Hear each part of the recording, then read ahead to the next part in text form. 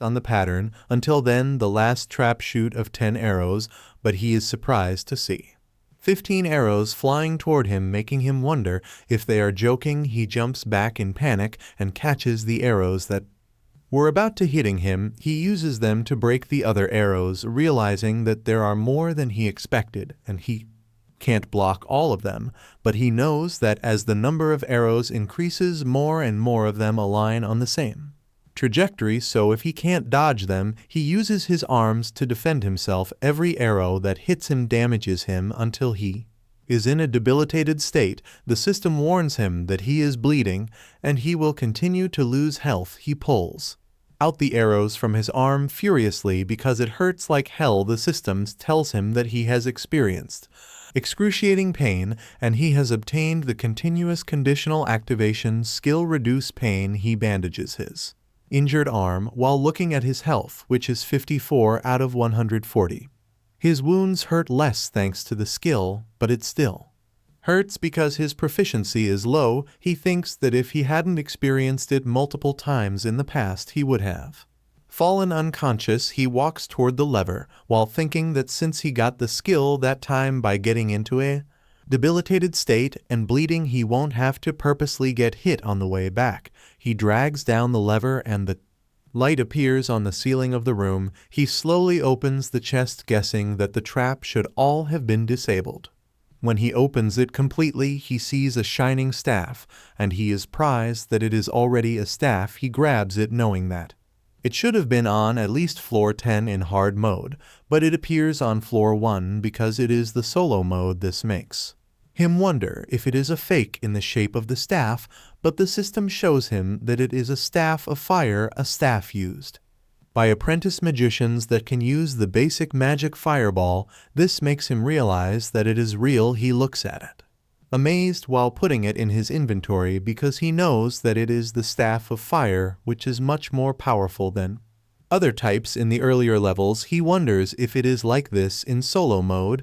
He remembers that Cheon couldn't get through the secret room, so he has no point of reference, but he knows that if it is how it is going to be, he is going to be more successful in the future. Outside, he is met by an angry big rat, but he just kicks it because he can't even use one of his arms due to the huge stat difference. He has no problem dealing with a big rat. It growls at him furiously, but he just looks at it calmly. The system tells him that even while in a debilitated state, he has no problem moving about, so he has obtained the conditional activation skill on breaking. Well, then he steps on it, and the system tells him that he is victorious against a big rat. He goes inside the spring of life once again, drinks some water to recover to his peak condition, and he sits down to look at the skills he got. He sees the reduced pain skill with 1% proficiency that makes him become numb to pain. However, his senses do not dull. He also sees the improved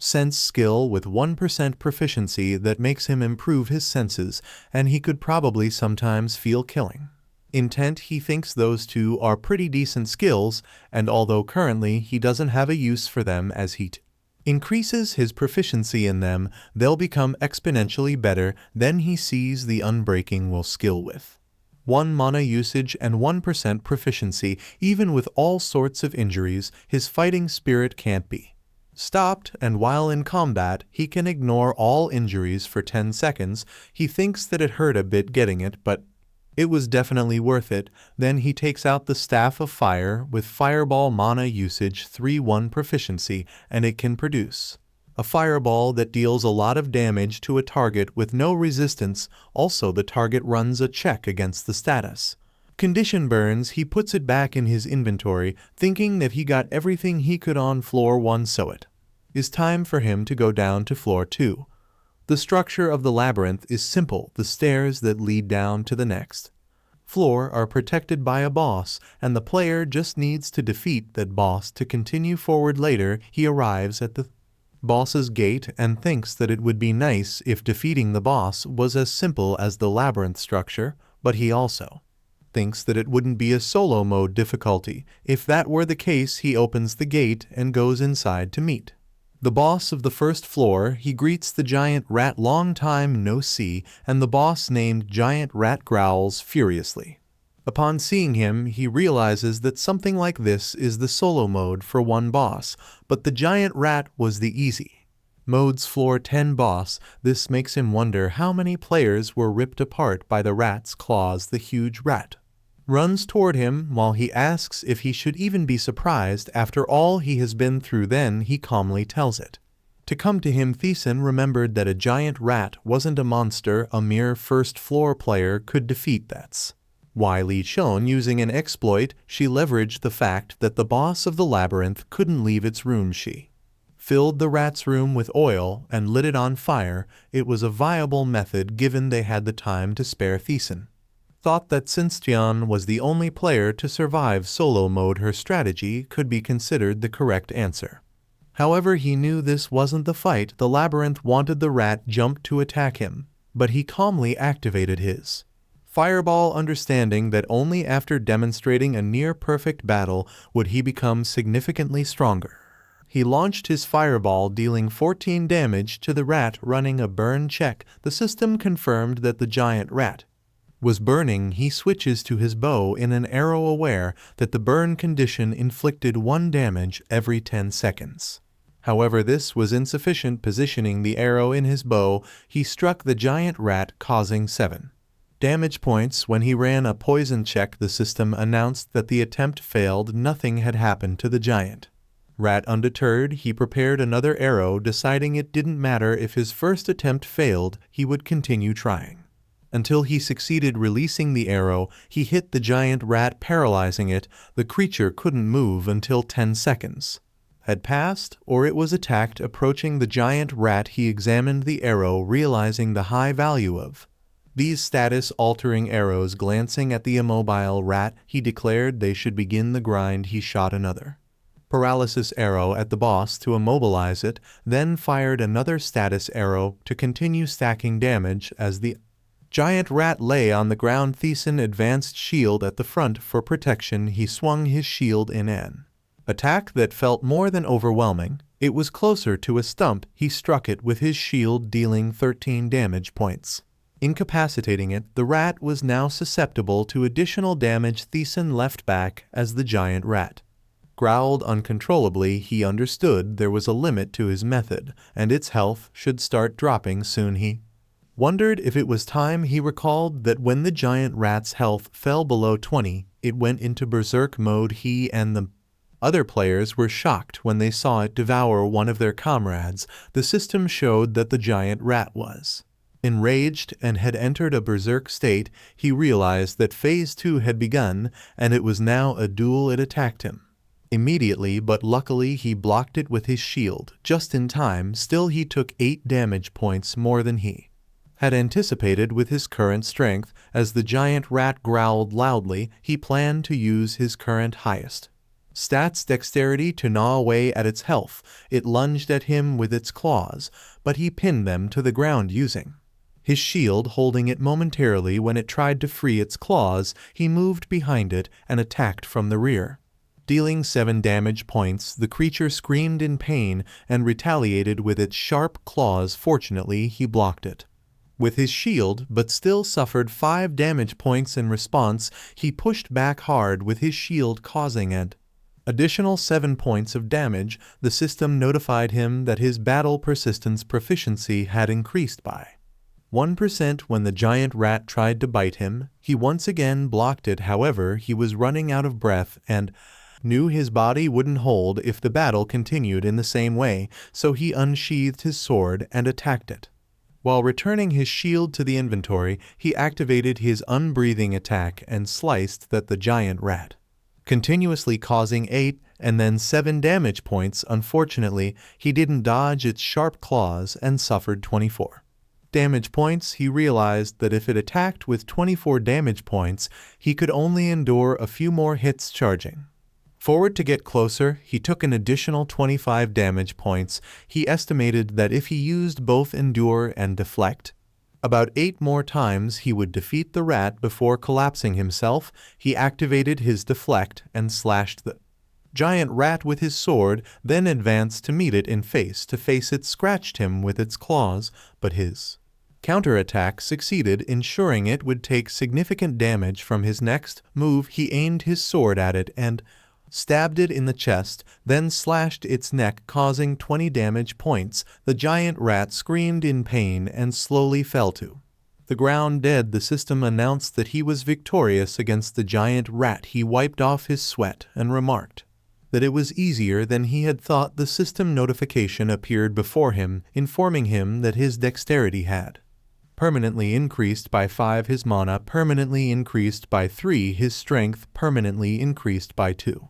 And he had activated the increased soul quality effect. In addition, he had leveled up and returned to peak condition. While he had anticipated this, he still found it satisfying. The reward system informed him that he had defeated the first floor boss, so he obtained the standard reward, 1 random stat increase potion. He had also achieved the hidden condition of the first floor, so he received the secret reward, 2 targeted stat increase potions. He picked them up, aware that these were difficult to acquire even after floor 50, then drank them while resting on the head of the dead giant rat. The system notified him that due to the effects of the random stat increase potion, his strength had permanently increased by 1. The targeted potions also permanently increased his strength by 2. He opened his status window to see his level had risen to 4 health to 155 mana to 15 strength to 17 intelligence to 16 dexterity to 30 attack to +2 and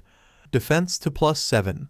Amazed at his high stats on just the first floor, he acknowledged he had done all sorts of things in easy mode to raise his stats. He also thought he had obtained another skill. Checking, he found he had acquired a counter skill with 5 mana usage and 1% proficiency. This skill countered an enemy's attack and dealt greater damage to the enemy. He was pleasantly surprised to have obtained it sooner than expected. Recognizing it as a skill as useful as deflect, he lay on the dead giant rat and stretched, believing he had checked everything he needed to. However, he suddenly wondered what had happened to it, because he remembered that he had written to the community that solo mode floor 1 was a basic clear method. Opening the system to check, he recalled that he had posted the article to the community. He didn't have any high expectations for it, but was puzzled by what he saw. The people were asking the other player if they could send him the path to the spring of life, but the others replied that they couldn't be helped because the location is different for everyone, therefore they needed to listen to the shopkeeper. Chan also assured everyone that they would be safe if they reached the spring. The others sarcastically joked about racing against death, which brought laughter to all. They felt grateful, considering themselves lucky to be alive. He was surprised to see that the community unity was entirely different from his previous life. At that time, no one discussed how to clear the floor, and words of despair filled the boards. Later, possibly due to despair, everyone fell silent except for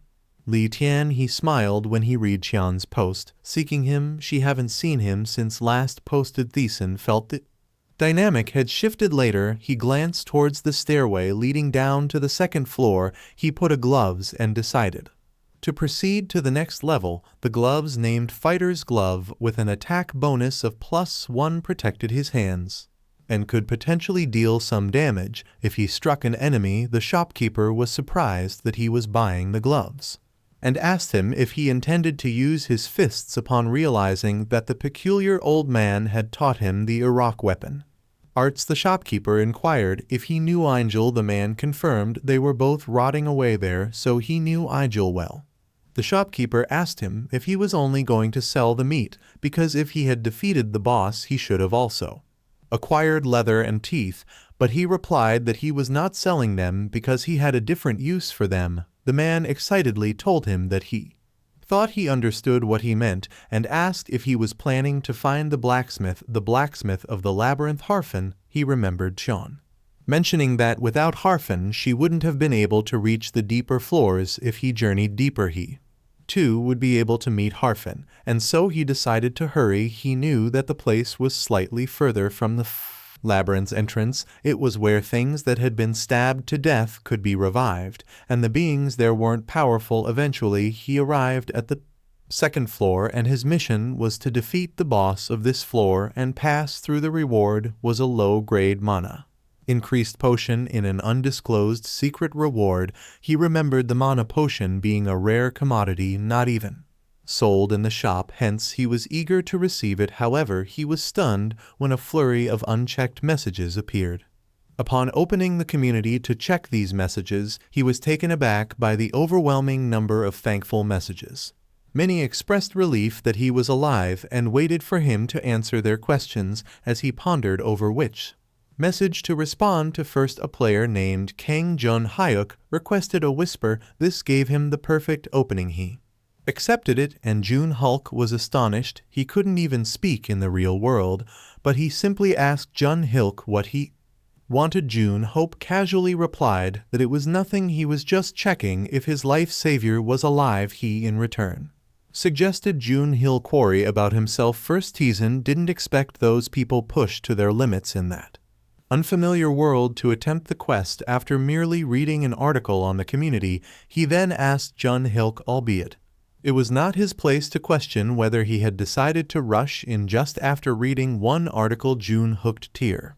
Flea replied that they had no choice and everyone was at their limit, thus he clung to any sliver of hope he could find. He still gets chills thinking about that time and thanked TaeSan for his help. Jun Hulk also explained that he knew they wouldn't get food unless they entered the labyrinth. There was no news from those who had ventured in, and his hunger grew. Moreover, there was no one to converse with, creating the perfect conditions for insanity. Jun Hook narrated how he had run into the labyrinth with a plan to grab anything edible in that desperate situation just in time. TaeSan shared his method to clear the first floor. Jun Hook expressed that though he might not have expected much, it was an article they desperately needed at the time, hence Miss Tyan succeeded first, followed by others. Upon hearing this, he realized that even Cheon, who often complained about the community, was able to succeed. Consequently, others gained faith that they could do it as well. He asked Jun Hook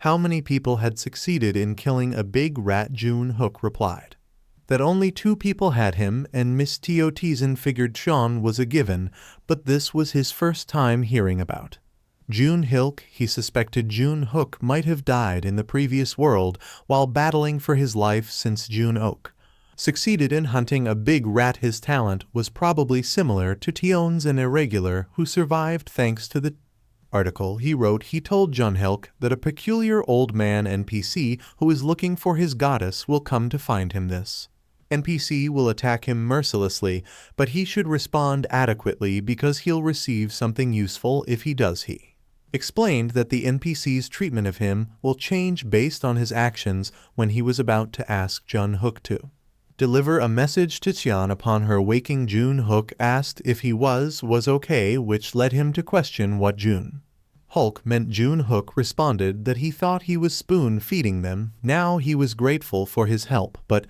technically, as they were all going through the same labyrinth, they were competitors, although currently weaker than him. If he continued to spoon-feed him, Jun Hill could catch up quickly. That, however, didn't mean he would do anything to him, and he didn't want to continue accepting without giving back. Flabbergasted, he asked Jun Hook what he meant, but Jun Hook insisted that he was being serious. TaeSan questioned Jun Hook about what competition he was talking about when they were all humans from the same dying Earth. He then explained to Jun Hilk that there was only one reason he was sharing all this information, to prevent him from blindly running into a random ditch somewhere. He reminded Jun Hook that many had died despite reading his clear guide, and asked him what use knowing the method was when implementing it was an entirely different problem. TaeSan asked Jun Hulk if he thought he could catch up just because he had told him something. Jun Hook shyly responded that he guessed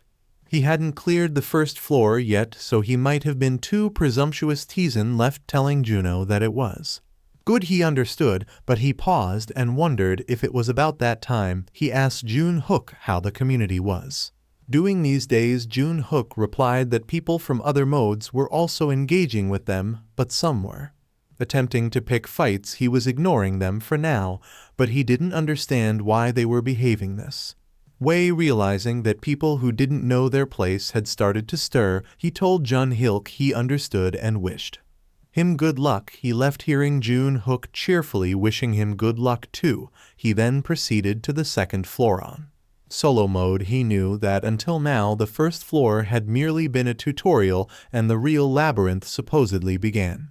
On the second floor, a group of goblins was in the room chatting among themselves. Suddenly, he kicked the door hard, startling the goblins. Bow-wielding, sword-wielding, and shield-wielding goblins charged at him. Still, he calmly grabbed an arrow from behind him and beckoned the goblins to come closer. Well guys, that's the end of the video. If you like this video, comment part 2 in the comments section. Also subscribe to the channel, hit the bell, and like the video.